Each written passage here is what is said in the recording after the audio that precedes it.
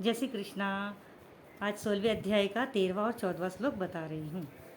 इदमद्य मया लब्धम् इमं प्राप्स्ये मनोरथम् इदमस्तिदमपि मे भविष्यति पुनर्धनम् असौ मया हतः शत्रुर्हनिष्ये चापरानपि ईश्वरोऽहमहं भोगी सिद्धोऽहं बलवान सुखी।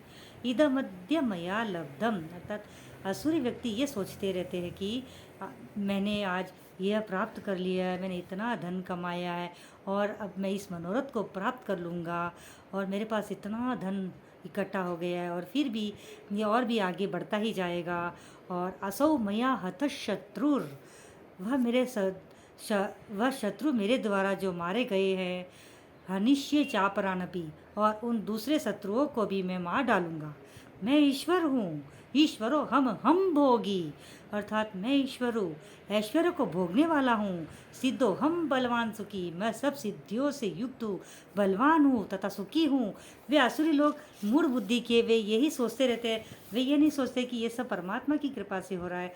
तो आज इसके इंसान को एक मैं ऐसी बात बताऊंगी स्टोरी के रूप में कि हम सोचते हैं सामने वाले के ऊपर भी उसका असर आता है, इफेक्ट होता है। जैसी करनी वैसी बढ़नी, जैसी सोच वैसा ही उसको मिलेगा परिणाम स्वरूप भी। जैसे एक राजा था, उसके दरबार में राजा भोज, जैसे राजा भोज है, कोई भी राजा समझ लीजिए, वह राजा था। उसके दरबार में एक सेठ आया जो चंदन की लकड़ी काटने का कार्य करता था। वह उस राजा के दरबार में आया और आकर उससे भेंट करके चला गया। और राजा के मन में ये भाव आया कि इस व्यक्ति का सारा धन मैं इकट्ठा कर लूँ और इसे मैं कंगाल कर दूँ तो क्या होगा, ऐसे विचार आए। वो राजा सेठ के चले जाने के बाद उसने अपने मंत्री से पूछा कि मंत्री, मेरे मन में यह बात कैसे आई, मुझे पता नहीं। तो मंत्री बहुत ही बुद्धिमान था, विलक्षण बुद्धि थी उसकी बड़ी। तो उसने कहा, आप मुझे कुछ समय दीजिए, मैं आपको बताता हूँ। वह मंत्री बिना समय व्यर्थ किए सीधा उस व्यापारी के वहाँ चला गया, उसके स्थान पे, और वहाँ जाके उससे मैत्री की। उससे मित्रता करने के बाद धीरे धीरे उससे पूछने लगा कि क्या बात है, तुम्हारे मन में क्या चल रहा है, तुम क्यों दुखी दिखते हो। तो उसने कहा कि मेरा इतना बड़ा चंदन की लकड़ियों का व्यापार है, मगर लकड़ियाँ बिक नहीं रही है, तो मेरे मन में इसका क्या करूँ। तो बोले, तुमने कुछ उपाय सोचा है क्या।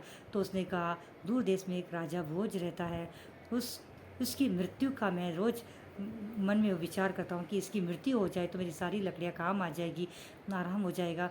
तो उसने कहा कि अच्छा, ये विचार आ रहे तेरे मन में। फिर वह मंत्री तुरंत अपने राज दरबार चल, और उस मंत्री ने उसे कहा कि ठीक ठीक है, तुम। वह व्यक्ति राज दरबार चला गया और वहाँ जाने के बाद उसने अपने सेवकों को संदेश भेजा कि उस व्यापारी के पास जाकर उसे कहो कि तुम हर रोज़ लकड़ियाँ उसे दोगे, 5 किलो लकड़ी दोगे और तुम्हें तुरंत उसके पैसे दिए जाएंगे। राजा भोज के घर राजमहल में भोजन बनाने के लिए लकड़ियाँ चाहिए चंदन की। तो व्यापारी रोज़ उसे 5 किलो चंदन की लकड़ियाँ देता था और उसे उसके पैसे मिल जाते थे।